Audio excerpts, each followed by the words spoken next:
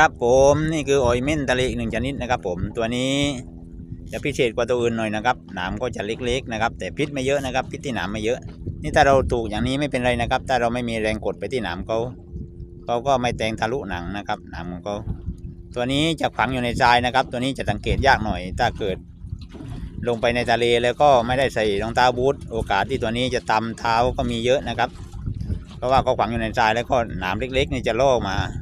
จะโผล่มาจากทรายนะครับผมนี่ครับปล่อยไปนะครับผม